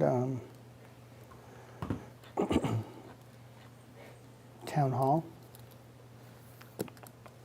And that reference to town hall and library for public art, is that as in public art at town hall, or is that as in town hall supporting library and us having public art in town? Let me pull up the Does that make Second sense what I'm part. Yeah, asking you? I think it's the latter, which doesn't confuse me. It's, Because the former, I'm like, I I'm don't know, thinking it 'cause should that have read a building is- strong partnership between the town of Erving and through its library, the public art. correct. Not the physical building of town hall.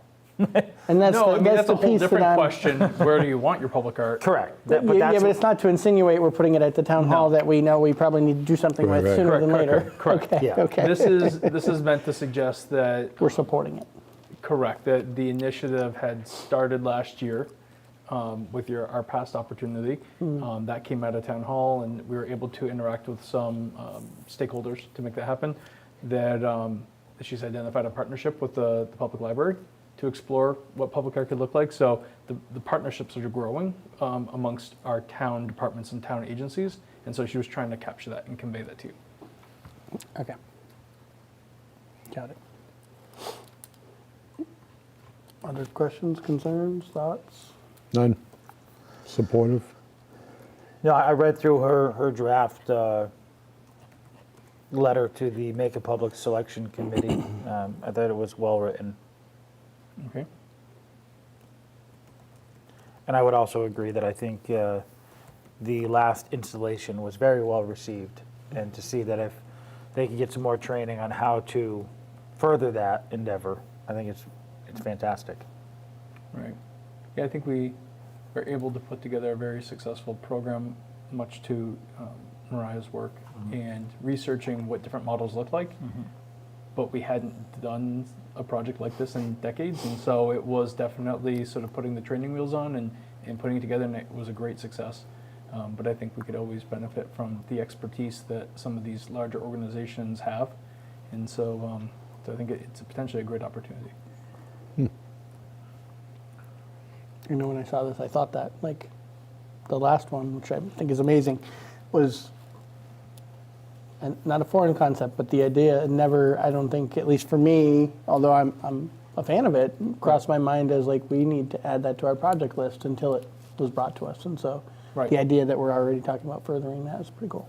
Absolutely. You know, a path that I never contemplated. And Right.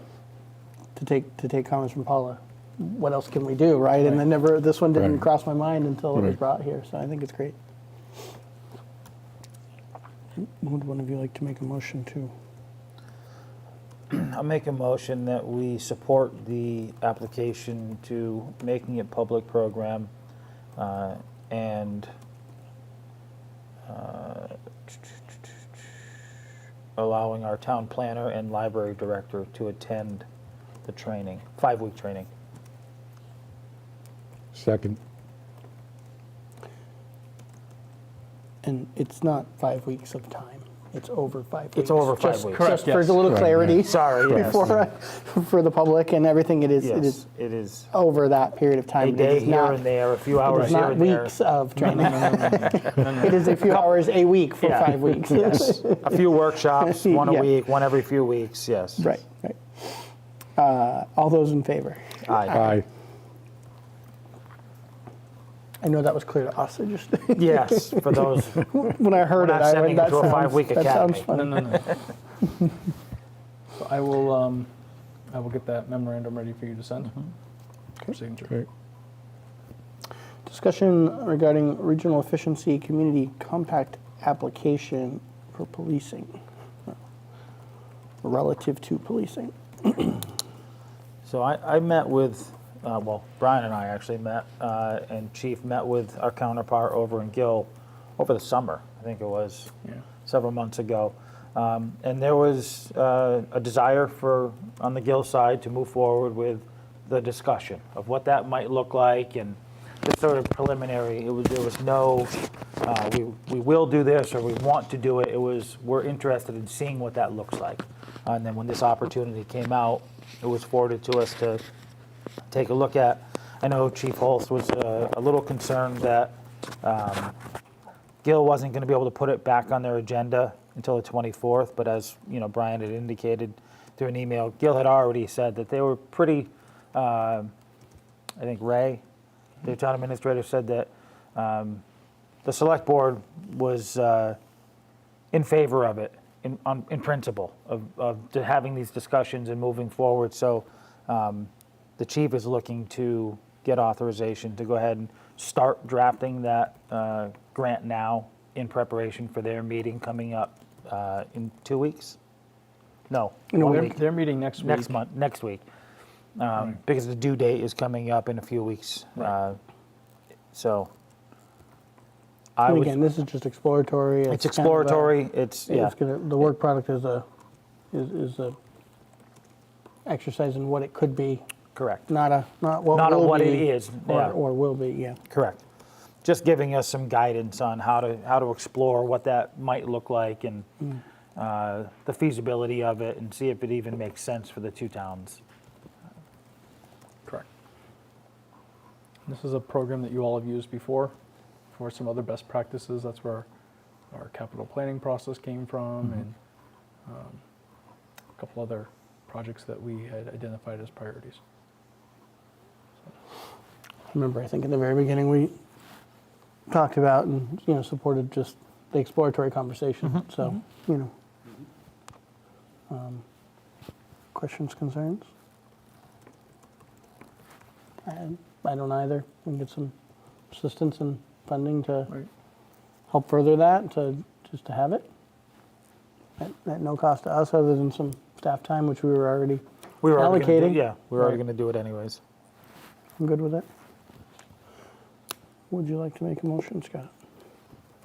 Sure. Make a motion that we authorize Chief of Police Robert Holst to apply for the Massachusetts Community Compact Regional Efficiency Grant related to police regionalization. Final determination of submitting it will be contingent on Gill and their vote on October 24th. Do you need anything know. else? I only called on you because you've been working on it. Yeah, no, that's fine. A friendly amendment to add authorization for you, Scott, and Oh, the town yes. administrator, Brian Smith, as required. You good with the amendment? That's a second. That is a new Thank second. you. All in favor of the amendment? Aye. Aye. And the amended motion, all those in favor? Aye. Aye.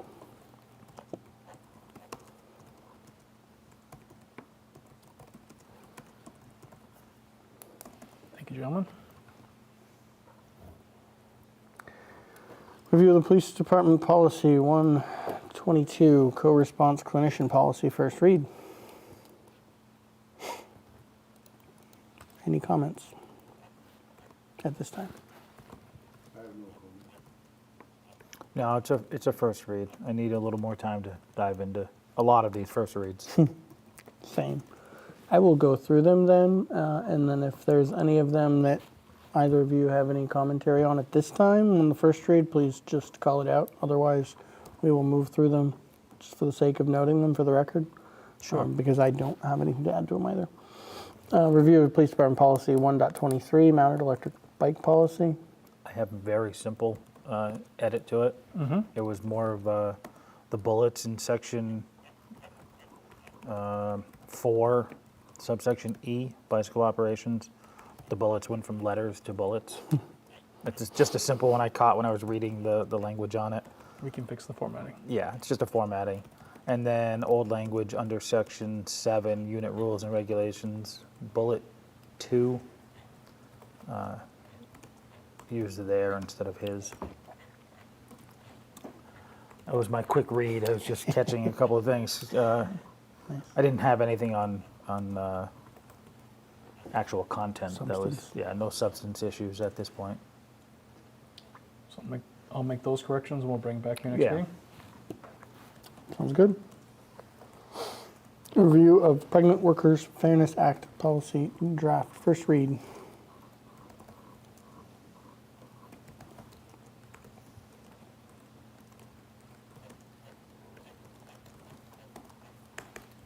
This is to comply with the state laws. Yep. No comments for first read. Next is review of the fraud prevention policy draft, first read.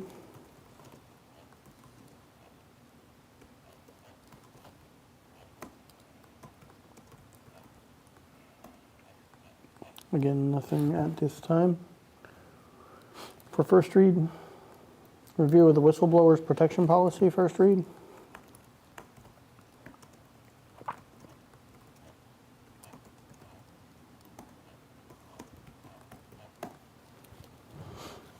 Nothing on that one at this time. Review of the whistleblowers, review of the workplace violence prevention policy draft, first read. Have to cross them off, there's so many of them. Getting caught up on these.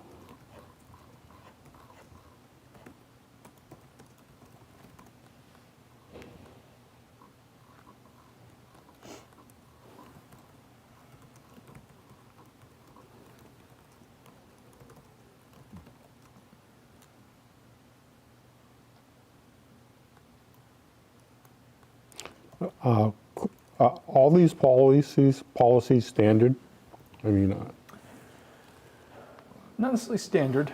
Some of them are either best practices or they're required by state or federal statutes. And so Okay. there's some of them that we had references in our old personnel policies that we're in the process of breaking out standalone policies from the benefits manual, and taking the feedback both from the consultant we used about a year plus ago and our current labor attorney on the appropriate wording.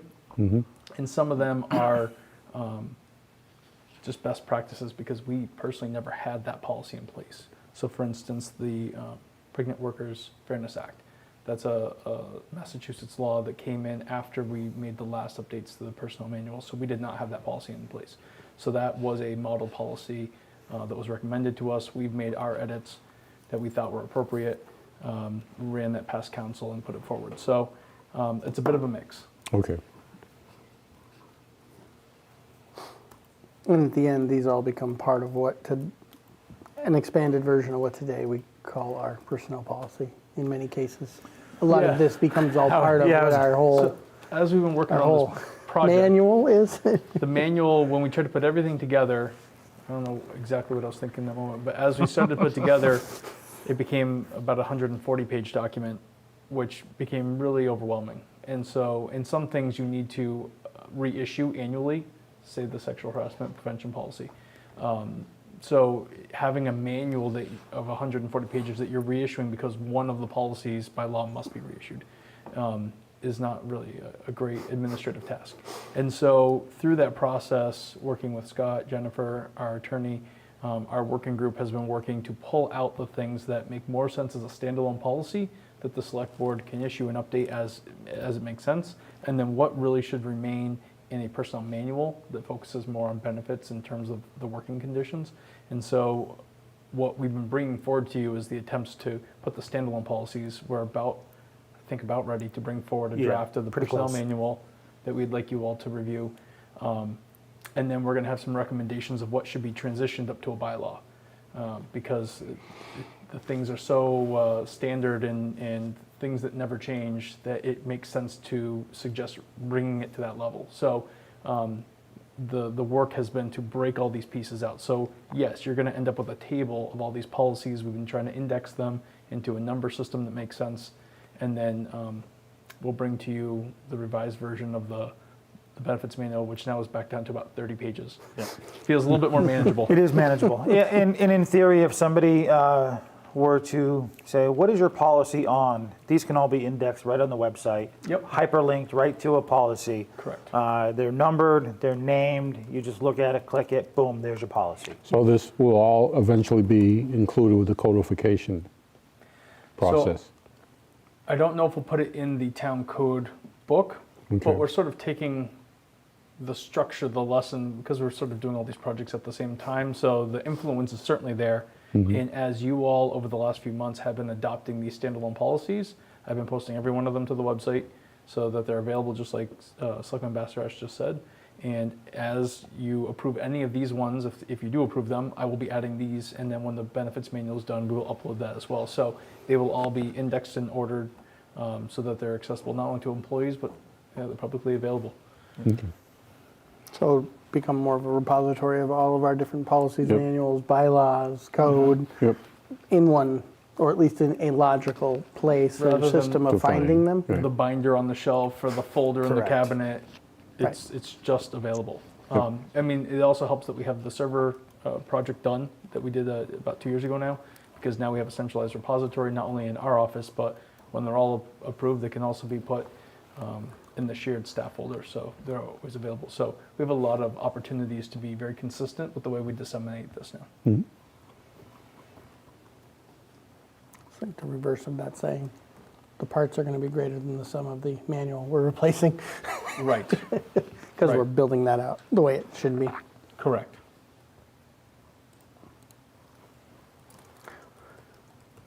No further comments on the workplace violence prevention policy draft, first read. None. Moving on, review of domestic violence leave policy draft, first read.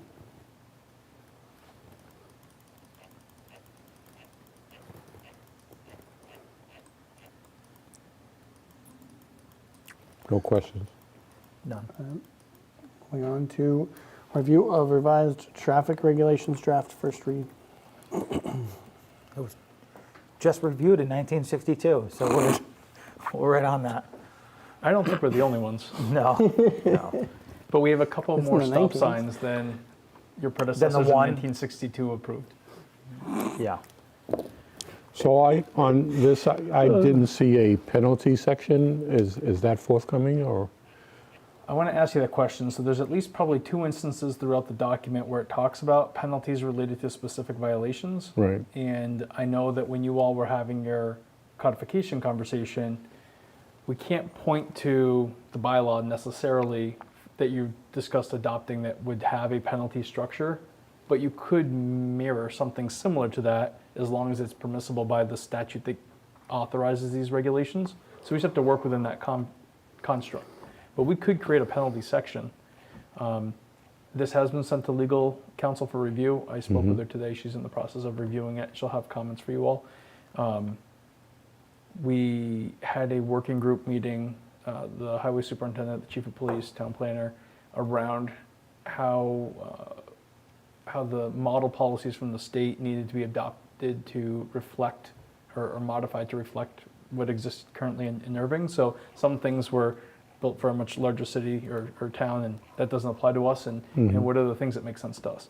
And so we've tried to narrow it down to this, but I think the question that you raise is how do we enforce this? How do we clearly communicate a penalty structure? And then for chief and his staff, how do they actually on the street enforce what's happening? So I don't think we have a perfect solution to that yet. And so any feedback the three of you have, we can absolutely revise that section and bring it back to council. So there is a penalties section in here, Bill. It's Article 10. Article 10, Yeah. and So it has to. You have to be looking at the one that has the draft on it, not the previous one. articles, okay.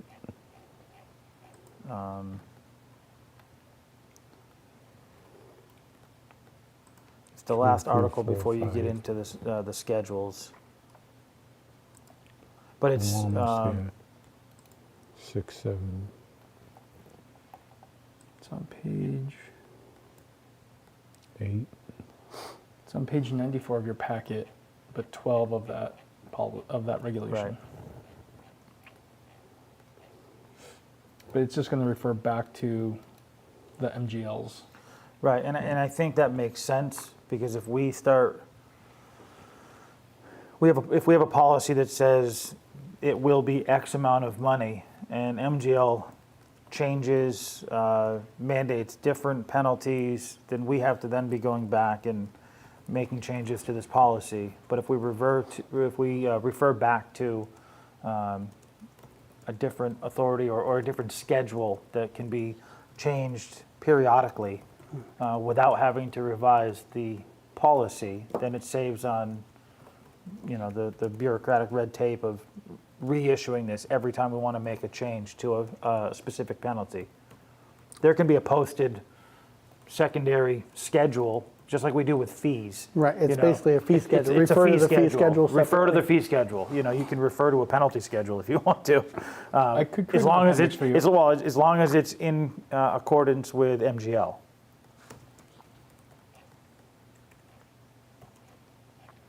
So under 30, section 360-12, it says punishable by fine not exceeding $20 for each offense. Is that for each offense listed in the traffic regulations? I think that's specifically in that section. If you go down to the Article 10 in the policy, there's another separate penalty section, which has a more broad application of the authority under the MGLs that give us this authorization. And to Selectman Bastarash's point, it talks about any future amendments thereof. But I think what it misses is maybe what you all are talking about, this idea of like a fee schedule that's easy to communicate. What is the fine structure? That's not clearly presented even in that section. This talks more about the specific regulations or laws that empower us, but it doesn't necessarily give you a table. So I could try to propose it as an appendix, a table and an appendix, and try to come up with the appropriate wording that if it's amended at the state level, the regulation defaults to the amended as opposed to what is presented in the table. And then that gives us time to Gives you amend time the to table. amend it. What's and I don't want to pretend like we have traffic issues all over town. We don't. But I think we all acknowledge that we do have traffic issues, and Chief is trying to figure out how to improve enforcement on these matters. Having really clear regulations and really clear policies that he can follow and train his staff on so that they can enforce it is part of that mechanism. Right now, he just relies on MGL, because that is clearer for him to enforce. These regulations are required by MGL, and towns are empowered, select boards are empowered to do this, because ours haven't been updated in such a long period of time, and because they don't really speak clearly on the enforcement piece of this, he's not using these for enforcement. And so part of our working group conversation was trying to clarify this, and we need to deal with parking. I'm trying to figure out if we do that separately or try to embed that in here. Being really clear on how he can enforce and what that process looks like is important for his staff to be able to do that work. Okay. So any ideas that the three of you have to strengthen that, clarify it, I think would be very, very much appreciated.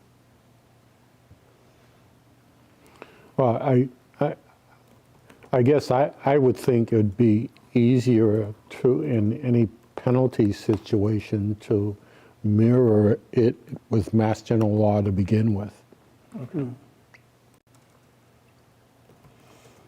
I mean, making a two-tier penalty situation, this is the town's policy, and then this is Mass General Law. Right. Leaves it up to the officer to decide which way he or she wants to go.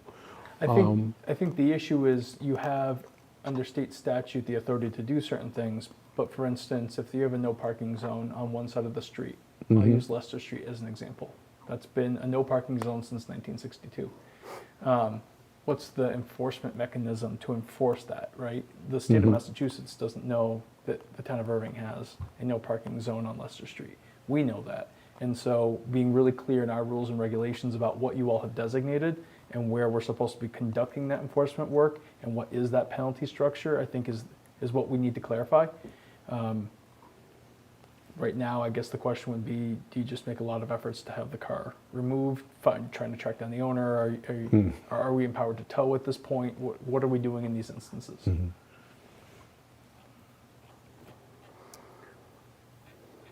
I think the idea of, for me at least, the idea of a fee schedule, Schedule 4, whatever it is, that's fees and penalties, or penalties really. And,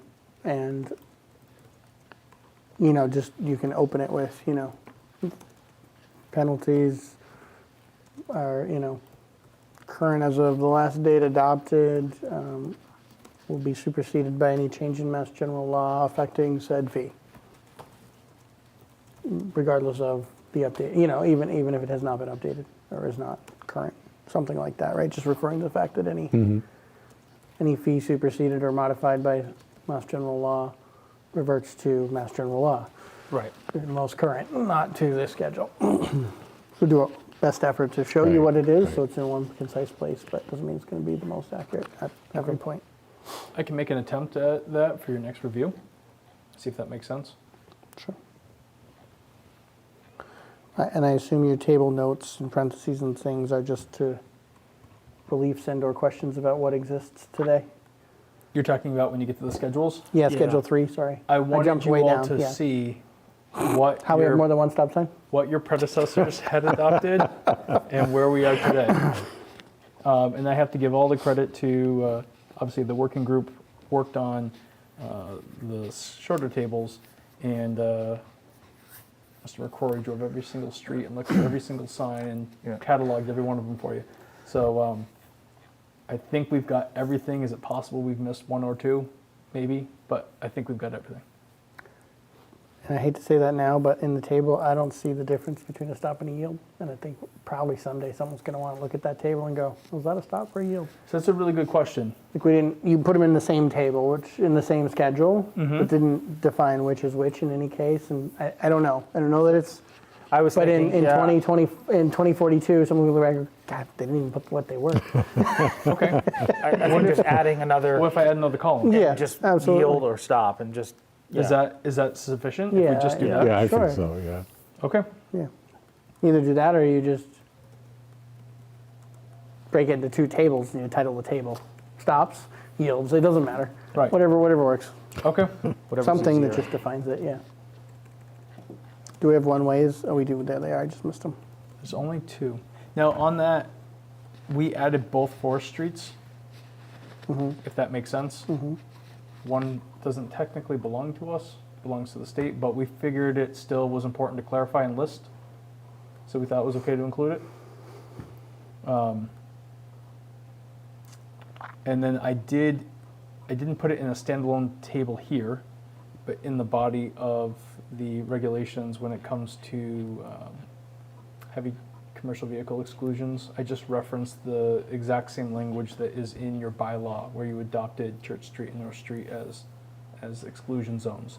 So the two things talk to each other. So hopefully that met your expectations for that. Now that you mentioned the fact that we don't maintain that section of forest, we don't own it. Right. Old State is also a DOT road, correct? Correct.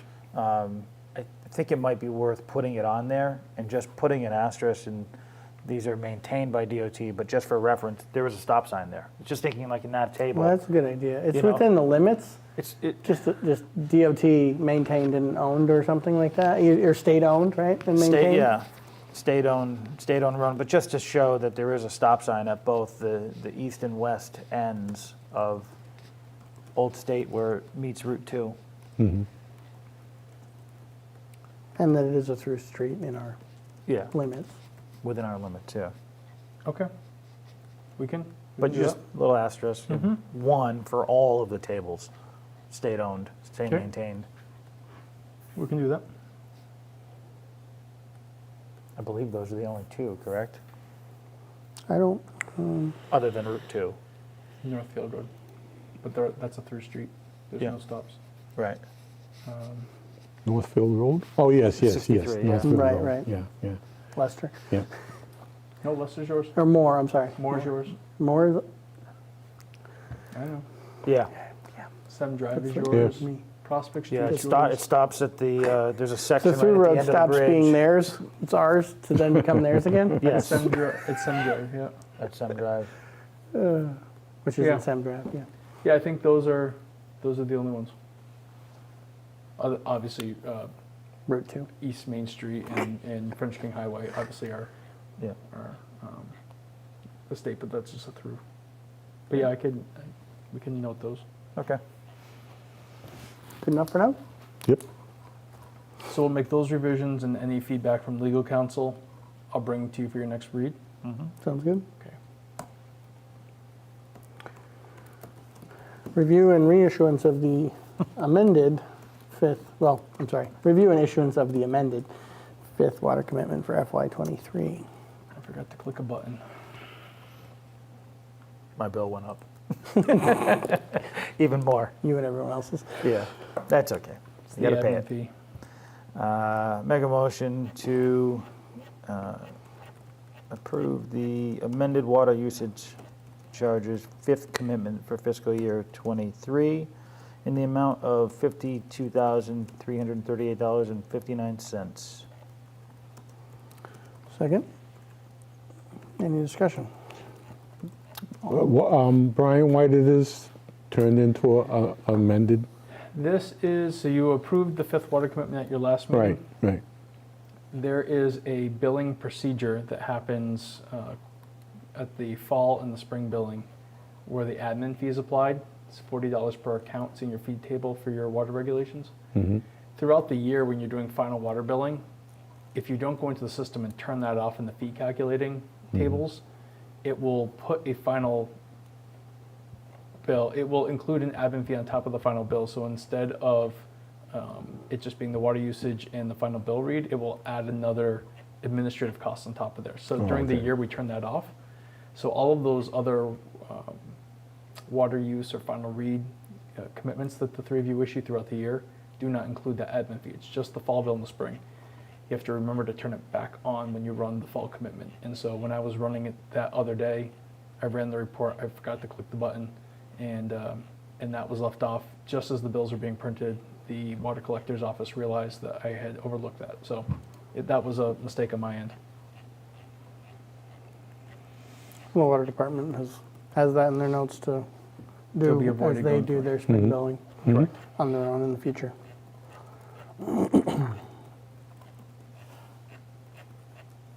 Any other discussion? All in favor? Aye.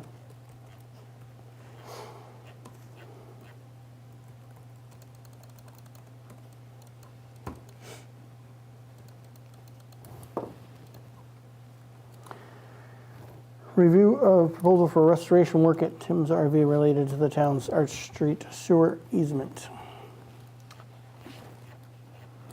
So when we were working on the Arch Street project about a year and a half, 2 years ago, you all went to town meeting, secured an easement for the new sewer force main to cross 15 East Main Street, the parking lot at Tim's RV. The work was done last fall, about October, November, and the work involved obviously trenching the parking lot, but also doing horizontal drilling under the railroad track. So we were on that property for a longer period of time than we had anticipated to bore through the rock. And at the end, the contractor filled in the trenches and attempted to restore the surface. Throughout the year, ruts have developed in the project area, and there's some unevenness that has developed. Water's pooling and it's turning into ruts. And so obviously the property owner is not satisfied with the current condition. And so before he signs off on sort of the completion of the project, we'd like to close this project out. He would like that repaired to a condition that was similar to what he had before the work was done. And I think it's a reasonable request. Because the vendor was not coming back to do the permanent paving on Route 2, MassDOT had signed off on not needing that because of how well the initial paving had held up. To mobilize back out for this smaller amount of work didn't make sense, and so we have secured a quote from a local contractor of what it would take to do the work. So that's what's in your packet. It's work that could be done in, it looks like, a day or two. We'd have to coordinate the work, obviously, with the property owner. It's part of a sales lot, so we'd have to coordinate a day when we could get full access to that area, do the reclaiming work, patch it. There was one area of asphalt that was also supposed to be done during that permanent patching in the driveway apron. And again, because they were not returning to do a repave of Route 2, that small 15 by 7 foot area of asphalt's not going to get repaved, so we have to fix that as well. So this is one of the last steps to sort of closing this project down. And we have the funding within the Air Street project. That's what I was going to ask you. I would charge it Account, back to right? the Air Street project, correct. Yeah.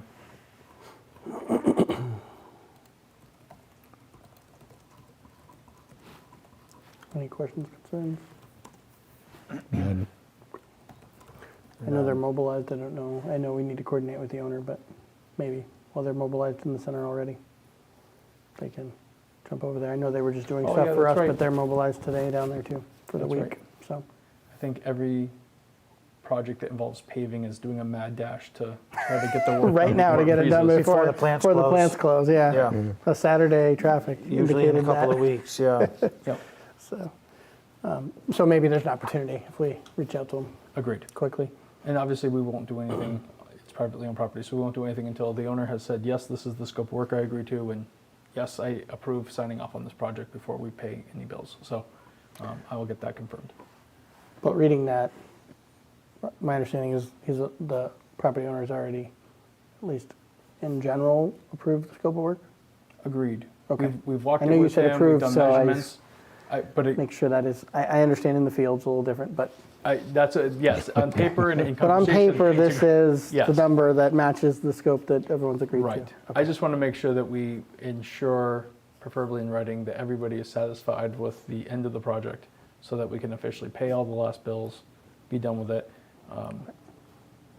I think having a local contractor who you have to see every day usually leads to people being a little more prideful in their work and things of that. So I'm sure the contractor will work to meet the expectations of the town and the owner. So I don't have concerns about that, but I do want to make sure that we get confirmation that everything is satisfactory. Any questions, concerns? No. no concern. You need a motion for that? Yes, please. Johnson. Just Yeah. want to make sure I have the right vendor here. Yep. Yep. Do you need that associated with the project or just a standalone project? It doesn't have to be associated with the previous vendor or No, job. this one, yeah, this is a standalone. It's a It's under standalone. 10,000. It's a best business Okay, practice. so I make a motion to award Johnson Asphalt Paving out of Northfield, Mass.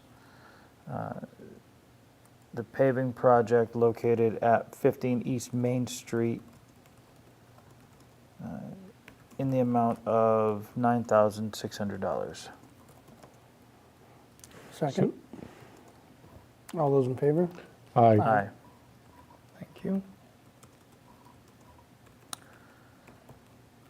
Did I need to put you down as any authorized signatory on that, or?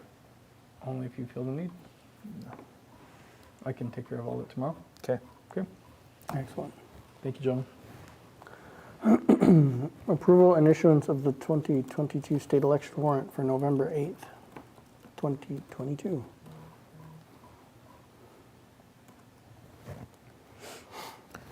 Make a motion to approve the warrant for 2022 state elections. Second. Any discussion? No. All those in favor? Aye. Aye.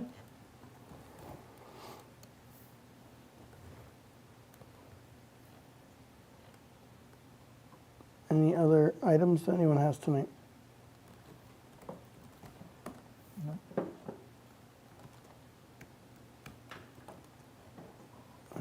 scrolling looking for it, and I'm not finding it for some reason.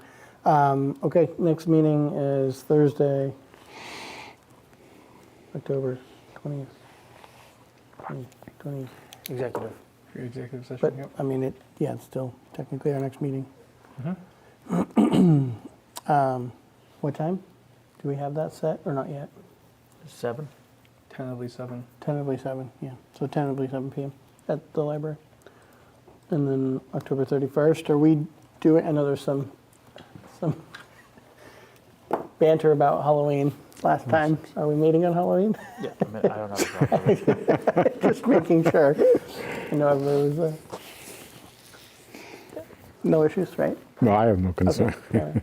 Then our next regular meeting will be Halloween night. If there's nothing else, then make a motion to adjourn at 8:51 PM. Second. All those in favor? Aye. Have a good night, everyone.